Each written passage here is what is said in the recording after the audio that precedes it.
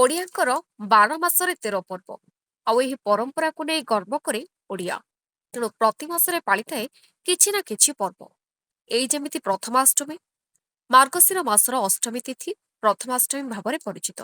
ଏହାକୁ ବେଶ ଭଲ ଭାବରେ ପାଳିଥାନ୍ତି ପ୍ରତ୍ୟେକଟି ଓଡ଼ିଆ। ଏଥିପାଇଁ ବେଶ ଚଳଚଞ୍ଚଳ ହୋଇଉଠେ ଗାଁରୁ ସହର। ଘରଦ୍ୱାର ଲିପାପୋଛା ସାଙ୍ଗକୁ ମୁରୁଜ ପକାଇ ସଜାଯାଏ ଘରର ଅଗଣା। ମାର୍ଗଶିର ମାସ କୃଷ୍ଣପକ୍ଷର ଅଷ୍ଟମୀ ତିଥିରେ ପାଳନ ହେଉଥିବା ପ୍ରଥମାଷ୍ଟମୀକୁ ପୋଢ଼ୁଅଷ୍ଟମୀ କୁହାଯାଏ। ଏହା ଓଡ଼ିଶାର ଏକ ପାରମ୍ପରିକ ପର୍ବ। ଅତୀତରେ ମାର୍ଗଶିର ମାସକୁ ବର୍ଷର ଆଦ୍ୟ ମାସ ବା ପ୍ରଥମ ମାସ ବୋଲି ଗଣନା କରାଯାଇ ଏହି ମାସରୁ ବର୍ଷ ଆରମ୍ଭ ହେଉଥିଲା। ତେଣୁ ବର୍ଷର ପ୍ରଥମ ମାସର ପ୍ରଥମ ଅଷ୍ଟମୀକୁ ପ୍ରଥମାଷ୍ଟମୀ ବୋଲି କୁହାଯାଇଛି। ତେବେ ପ୍ରାୟ ପୂଜା ପାର୍ବଣ ଦେବାଦେବୀମାନଙ୍କୁ ସମ୍ମାନ ପାଇଁ କରାଯାଉଥିବା ବେଳେ ପ୍ରଥମାଷ୍ଟମୀକୁ ଘରର ବଡ଼ମାନଙ୍କୁ ସେମାନଙ୍କର ବଡ଼ ହେବାର ଅଧିକାର ପାଇଁ ପୂଜାର୍ଚ୍ଚନା କରାଯାଇଥାଏ। ଏହି ଦିନ ପରିବାରର ପ୍ରଥମଜାତ ସନ୍ତାନକୁ ନୂଆ ପୋଷାକ ପିନ୍ଧାଇ ବନ୍ଦାପନା କରାଯାଏ। ପ୍ରଥମାଷ୍ଟମୀକୁ ନେଇ କଣ କହେ ଆମ ପରମ୍ପରା? ଏହି ଦିନ ପରିବାରର ଜ୍ୟେଷ୍ଠ ସନ୍ତାନର ସୁଖ ସମୃଦ୍ଧି ଓ ଦୀର୍ଘ ଜୀବନ ପାଇଁ ପୂଜାବିଧି ଅନୁଷ୍ଠିତ ହୋଇଥାଏ। ପରମ୍ପରା ଅନୁଯାୟୀ ପ୍ରଥମାଷ୍ଟମୀ ଦିନ ଘରର ଜ୍ୟେଷ୍ଠ ସନ୍ତାନ, ସେ ଝିଅ ହେଉ କି ପୁଅ, ତାଙ୍କୁ ନୂଆ ବସ୍ତ୍ର ପିନ୍ଧାଇ ଠାକୁରଙ୍କ ଆଗରେ ପିଢ଼ା ଉପରେ ବସାଇ ଦୁଇ କାନରେ ଫୁଲ ଓ ମୁଣ୍ଡରେ ଚନ୍ଦନ ଲଗାଇ ଦୁବ, ବରକୋଳି ପତ୍ର ଓ ହଳଦୀ ମିଶା ଚାଉଳରେ ମାମାନେ ବନ୍ଦାପନା କରନ୍ତି।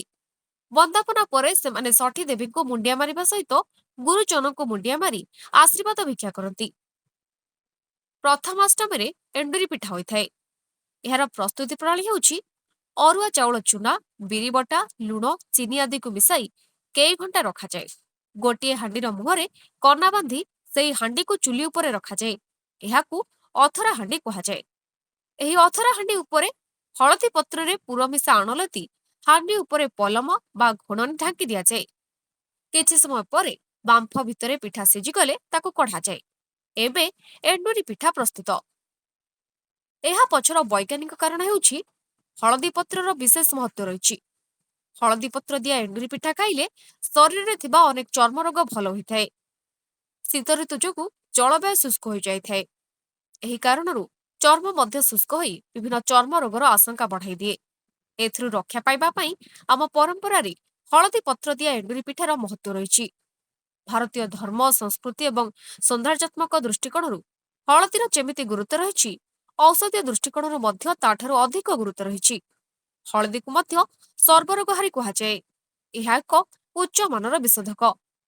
ଶରୀରରେ ଥିବା ବ୍ୟାକ୍ଟେରିଆ ବା ଜୀବାଣୁମାନଙ୍କୁ ହଳଦୀ ସହଜରେ ନିର୍ମୂଳ କରିପାରେ। Bureau report, Odisha update 24।